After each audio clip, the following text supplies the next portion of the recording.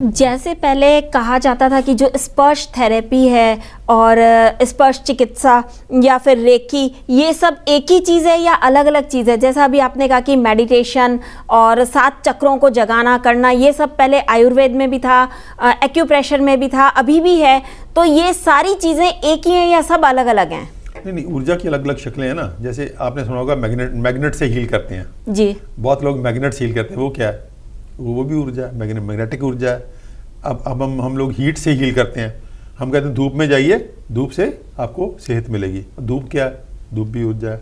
आप सर्दियों में हम गरम चीज़ों के पास बैठते हैं, आग के पास बैठते हैं, हीटर के पास बैठते हैं। वो क्या है? वो भी ऊर्जा है। अब अगर आपको पर्टिकुलर हमारी बॉडी का टेम्परेचर कांस्टेंट है 37 डिग्री पे, और वो अगर हमारे आसपास में बहुत लो टेम्परेचर है तो हमको कहीं ना कहीं गर्म एनवायरनमेंट में जाना पड़ेगा। एक सीमा के ज़्यादा आप उस एनवायरनमेंट बहुत कम टेम्परेचर में नहीं रह सकते। तो वो क्या चीज़ है? सब ऊर्जा है। जैसे हमें चोट लग गई तो हम कहेंगे सेका दे लो, हीट दे लो, वो भी एक ऊर्जा है। इसी तरह ग्रेविटी से ठीक करते हैं। ग्रेविटी से योगा में आता है कि सर्वांगासन करो।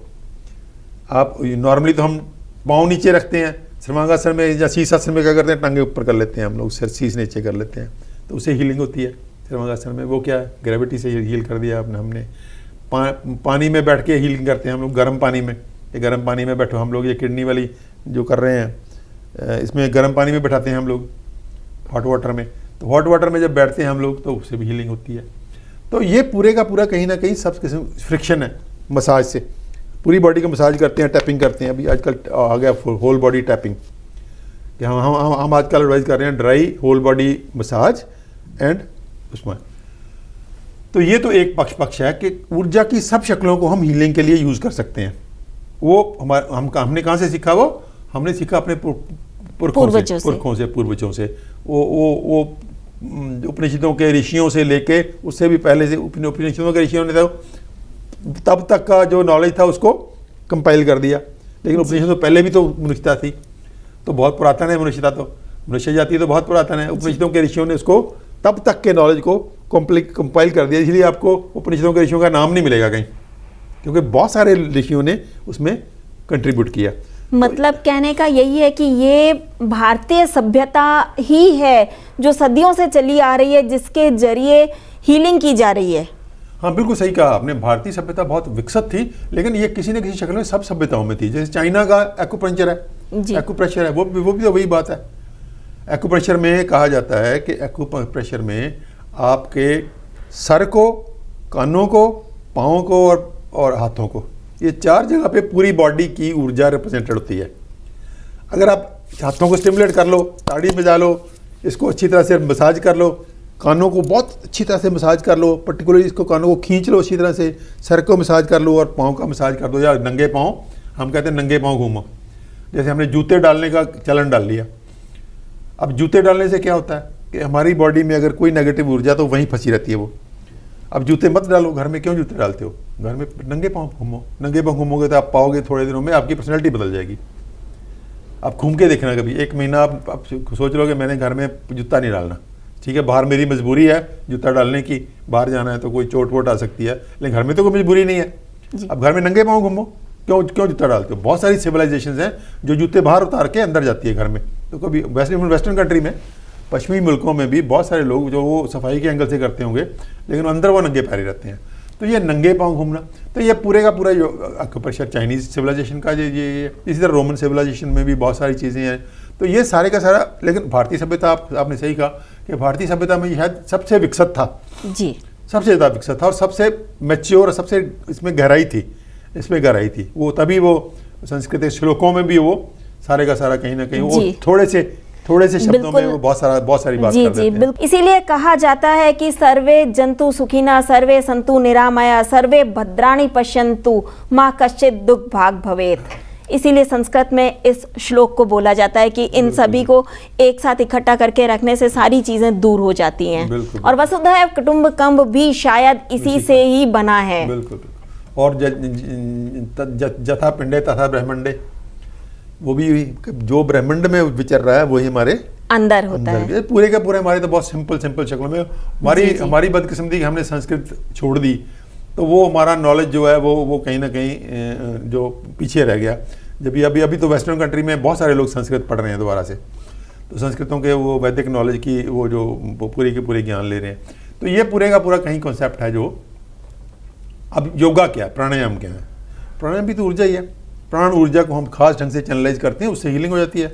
वेल नोन है, स्वामी रामदेव प्राणायाम पे ही अपना पूरा जोर देते हैं, पूरा का पूरा जोर देते हैं। तो ये पूरे का पूरा प्राणायाम जो है ये भी उसी वो जो स्ट्रेचिंग करते हैं हम लोग अपने मसल को स्ट्रेच करके रोक लेते हैं आसन में, तो वो क्या है, मसल तो वहीं रहते हैं, मसल तो कहीं जाते नहीं है, लेकिन ऊर्जा को खास ढंग से हमने चैनलाइज कर दिया। तो वो सारा खेल ऊर्जा का है, अब हम इसको थोड़ा सा अगर सम अप नहीं करेंगे तो दिक्कत आएगी श्रोताओं को।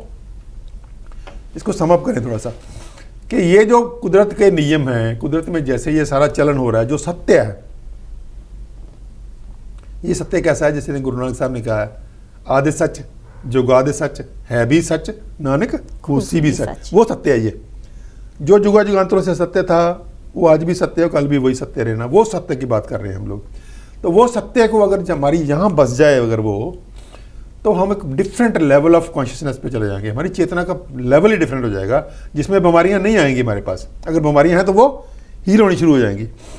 वो हम सारे के सारे हम जो मनुष्य हैं, हमारे आसपास में ऐसा एनवायरनमेंट खड़ा किया गया है, या हमने उसको एक्सेप्ट भी कर लिया है अपनी बेवकूफ़ियों की वजह से, तो उसको हम ऐसे ढंग से एक्सेप्ट कर लिया कि उसको हम भूल जाते हैं। हम जब भी काम करते हैं तो हम ऐसे सोच के करते हैं कि मैं ही सुप्रीम हूँ, मेरा ही सब कुछ है, मेरे आसपास घूमे हर चीज़, मैं सारा दिन। हम हमारे पास आप सोच देखो, छुट्टी के छोटे से बच्चे को भी हम मैं सिखा देते हैं, वही नस से छोड़ के, फर्स्ट आना है बेटा नर्सरी में ही, नर्सरी में फर्स्ट आना है। अब अगर वो सेकंड ना आया तो क्या हो जाएगा। अभी आज ही मैं एक पोस्ट पढ़ रहा था, मेरी उसके बेटी के बारे में उसने लिख रखा था, मेरी गुड़िया रानी जो 9th क्लास में फर्स्ट आई, अब वो सेकंड आई थी, फिर गुड़िया रानी ना रहती, वो फिर क्या हो जाती। तो ये कहीं ना कहीं हमने बच्चों में भी यही डाल दिया कि आपने सबको पीछे छोड़ के लताड़ के आगे निकलना है। तो ये कहीं ना कहीं बहुत बड़ी वृत्ति है, बहुत बड़ी अपने डिस्टॉर्शन कर दी ह्यूमन कॉन्शियसनेस में, चेतना में, कि हम उस चेतना में बीमारियों को इन्वाइट कर रहे हैं, आ जाओ। तो उसी में फिर आगे समाज की विकृतियाँ निकलती हैं कि ज़्यादा से ज़्यादा कमाना है, ज़्यादा से ज़्यादा इकट्ठा करना है। वो उस वृद्धि में देखो कितने करोड़ों लोग बेचारे सफ़र कर रहे हैं, वो भूखे मर रहे हैं, उनके पास मकान नहीं है, उनके पास पैसे नहीं है, उनके पास पढ़ाई के लिए नहीं है, उस पर इलाज के लिए नहीं है। क्यों? क्योंकि कुछ लोग चाहते हैं कि हमारे पास ही सारा इकट्ठा हो जाए। अब ये कितनी बड़ी विकृति है जो पूरी, अगर हम इस कॉन्शियसनेस में को पहचान लें कि वीनेस तो पूरी वननेस है, वीनेस अल्टीमेट वननेस है, एक ही है, दो नहीं, देयर आर नो टू। पूरे का पूरा जो कॉस्मॉस है वो एक इकाई के, तो अभी साइंटिस्टों ने मान लिया, बस पीछे मैं पढ़ रहा था कहीं, साइंटिस्ट भी कह रहे हैं कि पूरे का पूरा कॉस्मॉस एक इकाई पे के तौर पे काम करता है।